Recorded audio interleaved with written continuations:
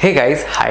तो आज हम पढ़ने वाले हैं ह्यूमन रेस्पिरेटरी सिस्टम और आपको पता है कि बायोलॉजी से काफ़ी इंपॉर्टेंट क्वेश्चंस आ सकते हैं, राइट। सो क्विकली फटाफट 10 से 15 मिनट में पूरा ह्यूमन रेस्पिरेटरी सिस्टम कवर करने वाले हैं। So what is the purpose, क्या पर्पस है रेस्पिरेटरी सिस्टम का? आपके बाहर के इन्वायरमेंट से ऑक्सीजन लाके आपके ब्लड को देना। आपको पता है ऑक्सीजन की ज़रूरत क्यों होती है? ग्लूकोज को ब्रेक करोगे तो इलेक्ट्रॉन्स की एनर्जी का इस्तेमाल करके बनेगा एटीपी। अभी इलेक्ट्रॉन्स का क्या करना? इस इलेक्ट्रॉन जिसने अपनी एनर्जी खो दी है उसको ले जाने के लिए कोई होना चाहिए, और इसी ले जाने के लिए जिस मॉलिक्यूल का हम इस्तेमाल करते हैं वो मॉलिक्यूल है ऑक्सीजन। और इस ऑक्सीजन को आपके हर एक सेल तक पहुंचाने का काम ट्रांसपोर्टेशन सिस्टम का है। रेस्पिरेटरी सिस्टम इंश्योर करता है कि ये ऑक्सीजन आपके ब्लड तक पहुंचाए, ठीक है। तो हमारा गोल क्लियर है, बाहर की हवा से ऑक्सीजन को लेकर ब्लड तक कैसे पहुंचाना है, ये काम करता है आपका रेस्पिरेटरी सिस्टम। तो शुरू करते हैं विथ अ डायग्राम।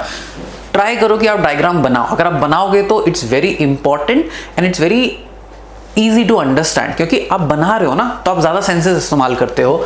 चलो सबसे पहले नाक बना लिया एंड माउथ बना लिया। अब दिस इज अ पर्सन, बाल भी बना लिए भाई। सबसे पहले you have the nose. Nose is the entry point, है ना। यहां से आपकी हवा अंदर जाएगी। इस ओपनिंग को हम कहते हैं नोस्ट्रिल्स।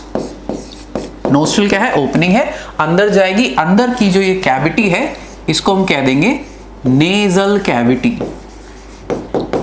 अब लोग नाक को ज्यादा इंपॉर्टेंस नहीं देते हैं बेटा, but this nasal cavity has got a lot of functions. काफी सारे फंक्शंस हैं उसके। क्या क्या फंक्शंस हैं? चलो एक एक बार फटाफट पढ़ लेते हैं। सबसे पहला और इंपॉर्टेंट, ये हवा को फिल्टर करती है। देखो जब आप सांस ले रहे हो ना तो हवा में बहुत सारी चीजें, डस्ट, सूट, पोल्यूटेंट्स, ये हवा में जो हेयर्स होते हैं वो उसको फिल्टर कर देता है, ठीक है, ताकि आपकी हवा जो है वो साफ सुथरी आए। दूसरा इंपॉर्टेंट काम, हवा को मॉइस्चर करना। देखो आपके लंग्स के जो अंदर के स्ट्रक्चर हैं जो हम आगे पढ़ने वाले हैं वो काफ़ी डेलिकेट होते हैं, ठीक है। तो हमें नहीं चाहिए कि बाहर की सूखी हवा या बाहर की बहुत ठंडी हवा उन सेल्स को डैमेज करे। अभी आपको लग रहा होगा कि कितना ही डैमेज हो जाएगा, जब हम पढ़ेंगे ना तो क्लियर हो जाएगा कि इतना हम ध्यान क्यों रख रहे हैं, राइट। तो ये जो हवा जाएगी इसको सिर्फ साफ ही नहीं होना चाहिए, इसका टेम्परेचर और इसका मॉइस्चर लेवल भी हमारे बॉडी के हिसाब से होना चाहिए। तो नोज या आपका अंदर का नेजल कैविटी इंश्योर्स कि आपकी हवा हैज मॉइस्चर, तो मॉइस्चर करता है हवा को, और तो और उसका टेम्परेचर कंडीशनिंग भी करता है, यानी उसके टेम्परेचर को बॉडी टेम्परेचर पे लाने की कोशिश करता है। तो ये तीनों चीज कर रहा है। एक और इंपॉर्टेंट काम क्या है? Sense of smell. देखो आपके नोज के ऊपर वाले हिस्से में होता है नेजल एपिथेलियम। नेजल एपिथेलियम में कई सारे ऐसे रिसेप्टर न्यूरॉन्स होते हैं जो तरह तरह के स्मेल को पकड़ सकते हैं। कैसे पकड़ते हैं बेटा? जो भी स्मेल है वो क्या है एग्जैक्टली? एक मॉलिक्यूल है। फॉर एग्जाम्पल आप परफ्यूम लगाते हो, परफ्यूम क्या है? एक ऑर्गेनिक कंपाउंड ही तो है। वो ऑर्गेनिक कंपाउंड जब आपके नाक में जाती है तो आप स्मेल करते हो, राइट। तो ये nasal epithelium is how we take care of the smell. अब देखो यहां पे फिल्टर हो गया, कंडीशनिंग हो गई। अब क्या होता है, जो नेक्स्ट पार्ट है आपके ह्यूमन रेस्पिरेटरी ट्रैक्ट का वो है ये, ठीक है। अब ये पार्ट इज एक्चुअली कॉमन। नाक की हवा भी इससे गुजर रही है, मुंह का खाना भी इससे गुजर रहा है। ये कॉमन पाथ है और इस कॉमन पाथ को हम कहते हैं फेरिंग्स, राइट। क्या कहते हैं? फेरिंग्स। अब क्या फेरिंग्स का काम सिर्फ एक रास्ता बनना है? No, exactly. फेरिंग्स के भी ऊपर वाले हिस्से में होता है सीलिएटेड एपिथेलियम। अब सीलिएटेड एपिथेलियम, एपिथेलियम आपको पता है मोस्ट, ये one of the 4 types of animal tissue है। और इसका काम क्या होता है बेटा? सरफेसेस को, बाहरी और अंदरी सरफेसेस को कवर करना। आपका स्किन भी स्ट्रैटिफाइड यानी मल्टीपल लेयर्स एपिथेलियम टिश्यू है। उसी तरह फेरिंग्स के पास भी होता है सीलिएटेड एपिथेलियम, जिसका काम क्या है? फिल्टर दी एयर, जर्म्स वगैरह सब चीज को फिल्टर कर दी। अब एक खास बात, फिल्टर करना आसान क्यों हो जाता है? क्योंकि आपके इस पाथ पे होता है एक Slimy substance. What is this slimy substance? This substance is mucus. Mucus एक तरह का जेली सब्सटेंस है जो आपकी एपिथेलियल सेल्स रिलीज करती है। इसमें बहुत सारी चीज़ें ट्रैप हो जाती है, ठीक है। इसमें इम्यून सेल्स भी होते हैं जो बीच बीच में आते रहते हैं ताकि वो कचरे को या पैथोजेंस को खाते रहे, तो ये भी हमारे काम का है। और आपका फेरिंग्स में जो सीलिया है ये इस म्यूकस को ऊपर की तरफ भेजते रहता है टू गेट डिस्कार्डेड। आपने 10th में पढ़ा होगा कि जो स्मोकर्स होते हैं वो इतना खांसते क्यों हैं, why do they cough? Because देखो प्रॉब्लम क्या है ना कि जब हम स्मोक करते हैं तो ये जो सीलिएटेड एपिथेलियम है ना ये डिस्ट्रॉय हो जाते हैं, है ना, उनकी मोबिलिटी घट जाती है। तो कफ को, ये जो म्यूकस है उसको हटाने के लिए कोई नहीं बचा। अब उसको हटाने के लिए कोई नहीं बचा तो क्या होगा, आपका लंग्स रिफ्लेक्सेस फेंकता है और आप जोर से खांसते हो just to eject the mucus, mucus को बाहर फेंकने के लिए। बट स्मोकर्स का ये प्रॉब्लम इस वजह से होता है कि उन्होंने सारे सीलिया खत्म कर दी, ठीक है। तो फेरिंग्स ने हवा अंदर तक ले आया। अब नेक्स्ट पाथ क्या है, अब अगला हिस्सा क्या है आपके रेस्पिरेटरी पाथ का? तो अगला हिस्सा इज लेरिंग्स। और लेरिंग्स से आगे की तरफ एक ट्यूब बढ़ती है जिसको आप कहते हो ट्रैकिया, या इसको आप विंड पाइप भी कह सकते हो आम भाषा में, ठीक है। ओके, अब लेरिंग्स का काम क्या है बेटा? Larynx is the voice box. Voice box बोले तो जहां से आवाज निकलती है। तो जब हम बोल रहे हैं, फॉर एग्जांपल अभी मैं आपसे बात कर रहा हूं, कैसे बात कर रहा हूं? क्योंकि लंग्स में जो हवा है ना, ये हवा लेरिंग्स से होकर गुजरती है और लेरिंग्स में होते हैं दो स्पेसिफिक वोकल कॉर्ड्स। ये वोकल कॉर्ड्स वाइब्रेट करते हैं और इन्हीं वाइब्रेशन से आवाज निकलती है। बट आप ये मत सोचना कि ये जो आवाज जो अभी आप बोल रहे हो ये आवाज यहां पर ही जनरेट हो जाती है, नहीं। ये जो हवा के वाइब्रेशन यहाँ पे जनरेट होते हैं लेरिंग्स में, वो ऊपर जाके मॉडिफाई होते हैं और तब ये वाणी बनती है जो जिससे अभी मैं बोल रहा हूँ, आप सुन रहे हो और आप समझ रहे हो। ये जो फाइनल वॉइस है ना यहाँ नहीं बनती, ठीक है, बट शुरुआत यहाँ से होती है, राइट। तो लेरिंग्स हैज वोकल कॉर्ड्स और वोकल कॉर्ड से आवाज निकलती है। लेकिन यहाँ पे एक चीज है जो कभी कल पूछ लिया जाता है और वो है कि लेरिंग्स लड़कों में खास करके इसका जो फ्रेम है that is formed by cartilages, ठीक है। अलग अलग तरह के कार्टिलेजेस हैं। जो थायराइड कार्टिलेज है जो आगे की तरफ है, जो आपके गले में है, वो मेल्स में टेस्टोस्टेरॉन के कारण कुछ ज्यादा ही ग्रो कर जाता है। अब ज्यादा ग्रो होगा तो क्या होगा, प्रोट्रूड हो जाएगा, गले से बाहर की तरफ निकलता है, ठीक है। और इसी को हम कह देते हैं एडम्स एप्पल, राइट। सो एडम्स एप्पल किस चीज का नाम है?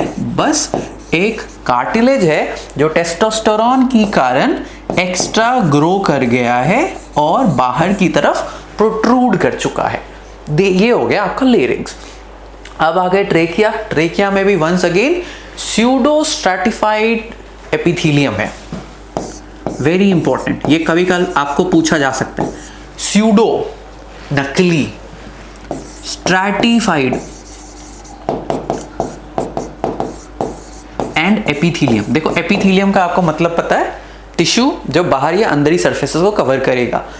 स्ट्रैटिफाइड मतलब मल्टीपल लेयर्स, बट नकली वाला मतलब इसके सेल्स कुछ ऐसे होते हैं कि लगता है कि दो लेयर है, लगता है दो लेयर, इसका न्यूक्लियस यहाँ, इसका न्यूक्लियस यहाँ।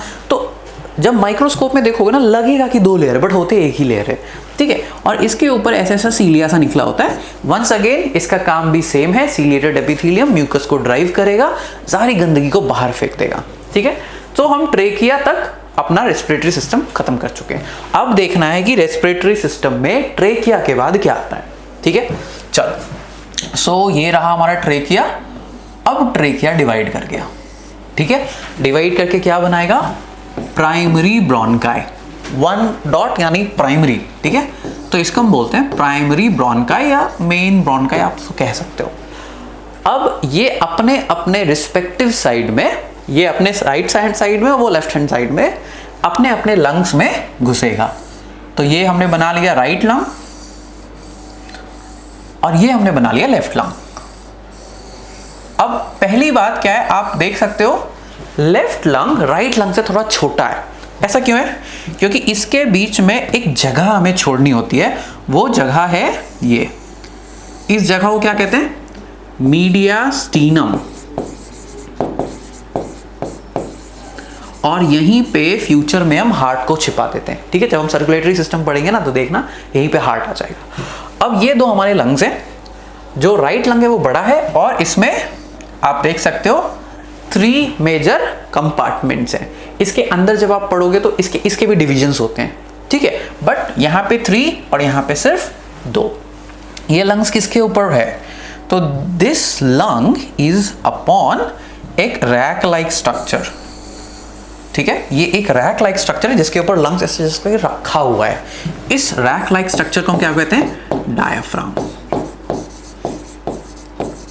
ठीक है, और दोनों पीछे और आगे की साइड से लंग्स इज प्रोटेक्टेड। तो लंग्स को प्रोटेक्ट होता है, कौन करता है? 2 लोग करते हैं।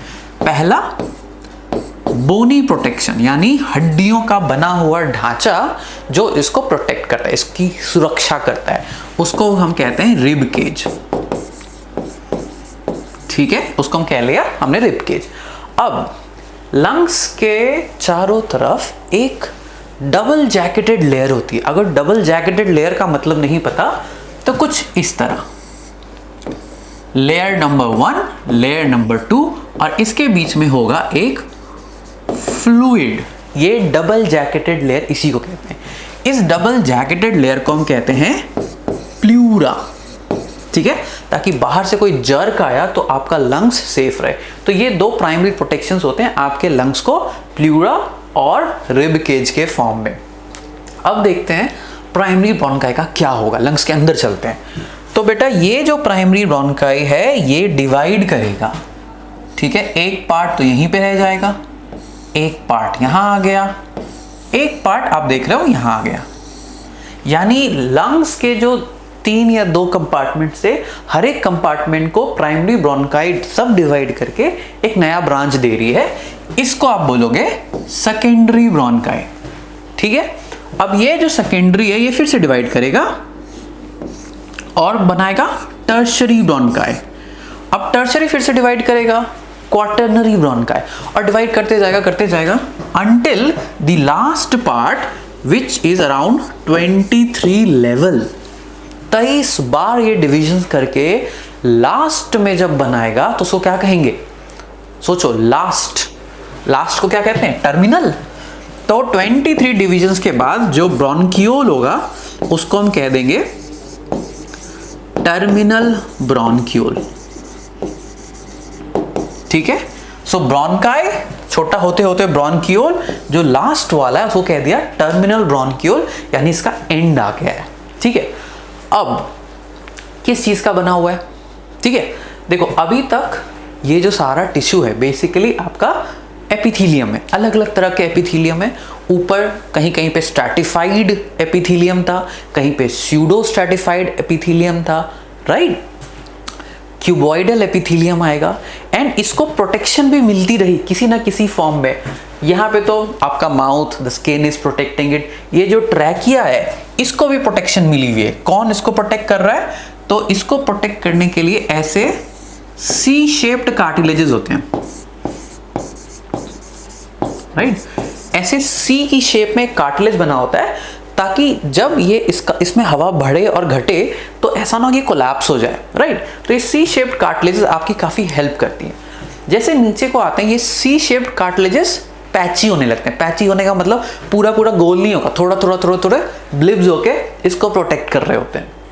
नीचे आते आते ये प्रोटेक्शन पूरा गायब हो जाता है, राइट। नीचे आके आपको बस एपिथेलियल टिश्यू मिलने वाला है। नीचे आते आते मसल भी गायब होने लगती है, ताकि अब उसका मेजर काम क्या होगा? डिफ्यूजन। बट टर्मिनल ब्रोंकियोल तक नो एक्सचेंज हैपेंस। कोई भी एक्सचेंज यहां से नहीं हो सकता। क्यों? क्योंकि जो टिश्यू है वो इतना मोटा है कि गैसेस उसके आर पार नहीं जा सकती। तो अब देखते हैं कि गैसेस अगर आर पार जानी हो तो क्या होगा। तो मेरा जो ये वाला ब्रोंकियोल था इसको मैंने कर दिया टर्मिनल ब्रोंकियोल, यानी कि ये एंड में है। Terminal bronchiole would lead to a respiratory bronchiole, respiratory मतलब यहां से डिफ्यूजन पॉसिबल है, थोड़ा लेवल का एक्सचेंज हो सकता है।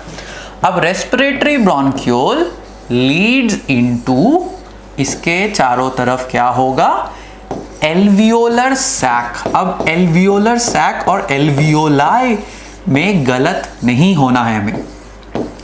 रेस्पिरेटरी ब्रोंकाइल किस में खुलेगा, एल्वियोलर सैक में। सैक का मतलब ये यहां बहुत सारे एल्वियोलाई है, तो ये जो है ये हो गया आपका एक एल्वियोलाई। अब ये एल्वियोलाई किस चीज का बना है, सिंपल, सिंपल का मतलब एक, स्क्वामस, स्क्वामस का मतलब thin layer of flat sales epithelium, सिर्फ एक सेल लेयर पतला। अब आपको याद होगा मैंने बोला था कि हमारे नाक में फिल्ट्रेशन हो रहा है, हमारे फेरिंग्स में फिल्ट्रेशन हो रहा है, ट्रेकिया में फिल्ट्रेशन हो रहा है। अब आपको समझ में आएगा कि वो फिल्ट्रेशन की जरूरत क्यों थी, क्यों, क्योंकि एट द एंड वो हवा कहां पहुंच रही है, एक सेल लेयर थिक एल्वियोलाई में। तो अगर कुछ भी कचरा आया तो वो इसको डैमेज करने की ताकत रखता है, इसीलिए हम पहले फिल्टर कर रहे हैं, जितना कर सकते हैं फिल्टर कर रहे हैं, ठीक है। अब यहां पे एक्सचेंज होगा क्योंकि सिंगल लेयर है ना, तो यहां से ऑक्सीजन जा सकती है, कार्बन डाइऑक्साइड वापस एयर में फेंका जा सकता है, लेकिन लेने वाला भी तो कोई होना चाहिए। यहां पे बात आती है पल्मोनरी आर्टरी की। अब देखो हार्ट से, if this is your heart, if this is your heart, detail में बाद में पढ़ेंगे, तो यहां से राइट वेंट्रिकल से निकलती है पल्मोनरी आर्टरी। पल्मोनरी आर्टरी कहां लेके जाती है, लंग्स में। लंग्स में इसके ब्रांचेस होते हैं, ठीक है, आर्टरी के arterioles, फाइनर, फाइनर and फाइनर branches, and finally ये आर्टेरियोल्स यहां पे आके कैपिलरीज का एक नेटवर्क बनाता है। इसको चारों तरफ से एक कैपिलरीज का नेटवर्क बनाता है एल्वियोलर सैक के अराउंड, और फाइनली ये इकट्ठा होके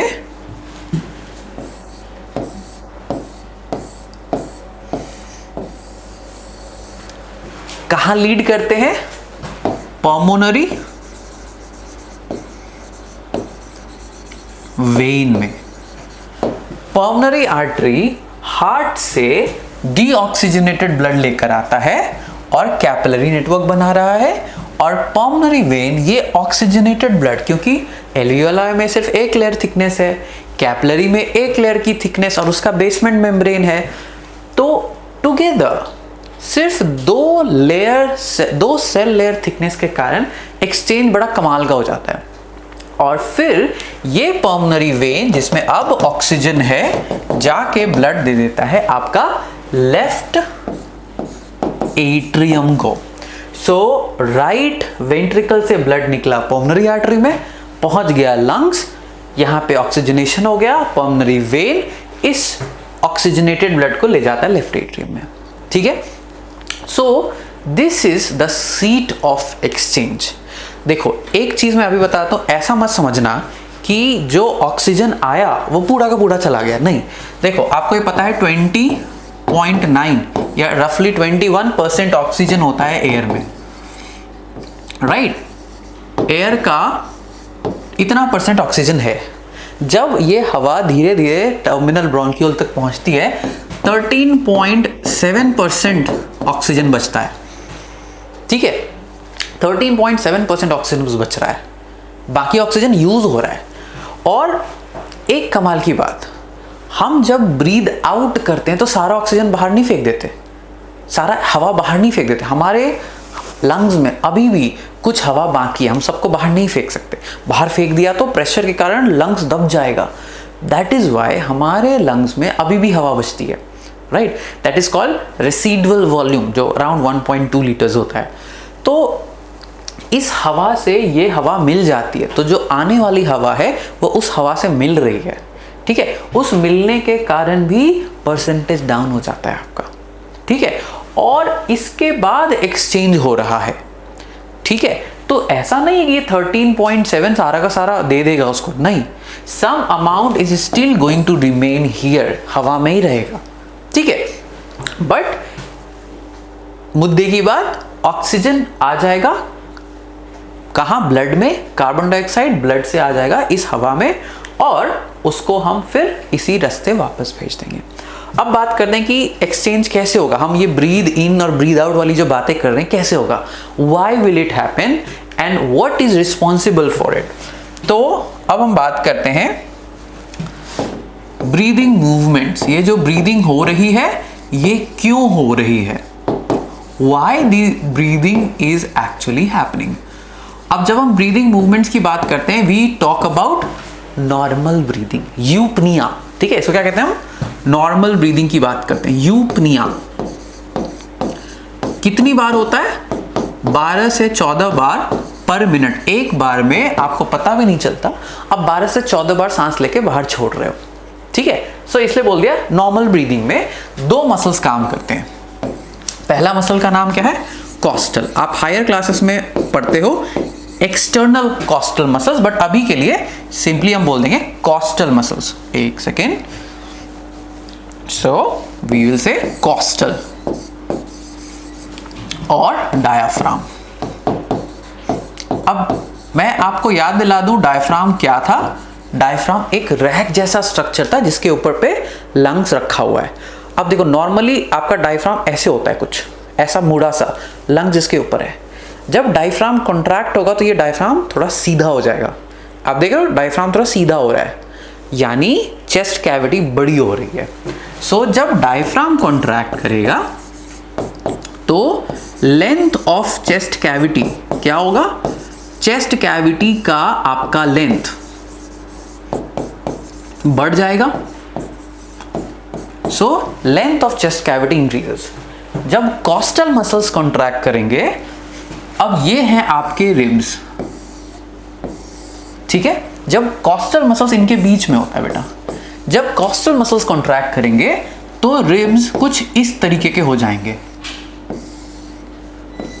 आप देख रहे हो ये झुके हुए थे, ये थोड़े सीधे हैं। सो कॉस्टल मसल के कॉन्ट्रैक्शन से रिब्स क्या हो जाता है, अप एंड फॉरवर्ड, अप ऊपर की तरफ, आगे की तरफ। तो इसके कारण विड्थ बढ़ जाती है, विड्थ इंक्रीजेस। विड्थ बढ़ जाएगी तो क्या होगा, width increase, length increase, that means volume increase. Volume increase होगा तो क्या होगा, बॉयल्स लॉ क्या कहता है, PV is equal to constant और P1 V1 is equal to P2 V2। So volume बढ़ रहा है तो pressure will decrease. Pressure decrease क्या होगा, तो हवा अंदर की तरफ आ जाएगी। इसको कहते हैं निगेटिव प्रेशर ब्रीदिंग। हम जो इंसान होते हैं हम निगेटिव प्रेशर ब्रीदर्स हैं, हम हवा को खींचते हैं, पुश नहीं करते नीचे। जो मेढक होता है वो पॉजिटिव ब्रीदर होता है, ठीक है। तो हम रेस्पिरेशन में उतने अच्छे भी नहीं है बट ठीक ठाक है ना। तो नेगेटिव प्रेशर ब्रीदिंग के कारण हवा अंदर आ गई। अब मसल्स कॉन्ट्रैक्ट हुई थी ना, वापस रिलैक्स भी होंगी। डायफ्राम रिलैक्स होगा तो ये जो टेढ़ा हुआ था फिर से सीधा, जो सीधा हुआ था फिर से टेढ़ा हो जाएगा। वापस से लेंथ घटेगी, वापस से विड्थ घटेगी, प्रेशर बढ़ेगा और हम वापस को बाहर फेंक देंगे, right. So this is how यूपनिया या ब्रीदिंग मूवमेंट कैसे होती है। अब देखो ये एक सिंपल तरीका है, मतलब आप सांस रोक सकते हो ना, है ना, आप सांस फोर्सिबली बाहर छोड़ सकते हो, सब कुछ कर सकते हो। तो हायर ब्रेन सेंटर्स यानी सेरिब्रल कॉर्टेक्स चाहे तो इन चीजों को ओवरराइड कर सकता है। दे आर एडिशनल मसल्स, कई सारे एडिशनल मसल्स हैं जो इनमें पार्टिसिपेट करते हैं, जो जिसकी आपको रिक्वायरमेंट नहीं है, बट आपको इतना तो बिल्कुल पता होना चाहिए अपने एग्जाम के लिए, ठीक है। अब कुछ वॉल्यूम की बात कर लेते हैं। Around total lung capacity around 5 litres की है, around 5 to 6 litres. Tidal volume का मतलब होता है एक नॉर्मल ब्रेथ में आप कितना हवा बाहर अंदर कर रहे हो, विच इज अराउंड 500 ml, ठीक है। और तो और बहुत इंपॉर्टेंट, आपके लंग्स में रेसिडुअल वॉल्यूम कितना है, रेसिडुअल वॉल्यूम कितना है विच इज अराउंड 1200 ml। ये वैरी करता है, मेल्स में कभी 1100, फीमेल्स में 1300, इट वेरीज, बट यूजुअली हम एवरेज लेते हैं 1200। ठीक है, सो TLC 5 litre, total lung capacity, tidal volume 500, residual volume 1200। ठीक है, तो you have to remember this much. Quickly summarise कर लेते हैं कि हमने कहानी कहाँ से शुरू की थी। हमने स्टार्ट किया था रेस्पिरेटरी पाथ की शुरुआत से, विच इज द नोज। हमने पढ़ा नेजल कैविटी, नेजल कैविटी हमारी हवा को फिल्टर करता है, कंडीशन करता है। फेरिंग्स में पढ़ा सीलिएटेड एपिथेलियम जो हवा को और फिल्टर करके नीचे भेजता है ट्रेकिया में। ट्रेकिया 2 पार्ट में डिवाइड करता है, which is primary bronchi. Primary bronchi फिर फर्दर डिवाइड करता है 23 लेवल तक to give terminal bronchiole. Terminal bronchiole से रेस्पिरेटरी ब्रोंक्यूल। रेस्पिरेटरी ब्रोंक्यूल में है एल्वियोलर सैक। एल्वियोलर सैक में है सिंपल स्क्वामस एपिथेलियम। अब ये सिंपल स्क्वामस एपिथेलियम आराम से आपके एक्सचेंज को होने देगा, बट इसके चारों आसपास तरफ क्या होते हैं आपके कैपिलरी नेटवर्क जो ऑक्सीजन को अब्सॉर्ब होने देंगे, डिफ्यूज होने देंगे। ब्लड में ऑलरेडी आपका हीमोग्लोबिन है जिसने ऑक्सीजन को लिया और दौड़ गया पल्मोनरी वेन की तरफ। पल्मोनरी आर्टरी लेकर आई डीऑक्सीजनेटेड ब्लड, पल्मोनरी वेन लेकर गया ऑक्सीजनेटेड ब्लड वापस हार्ट के लिए। फिर हमने वॉल्यूम्स की बात की, 500 tidal volume, total lung capacity 5 to 6 litres and residual volume around 1100 से 1300 ml। ठीक है, so this is all about respiratory system जो आपको इस एग्जाम को क्रैक करने के लिए बहुत बहुत जरूरी है, right? So do share the video with your friends and if you think you can this can actually make an impact to your preparation, video को लाइक जरूर कीजिए, अपने फ्रेंड्स के साथ शेयर कीजिए एंड ऐसे और कई सारे लेक्चर्स आने वाले हैं, so stay tuned. Thank you so much.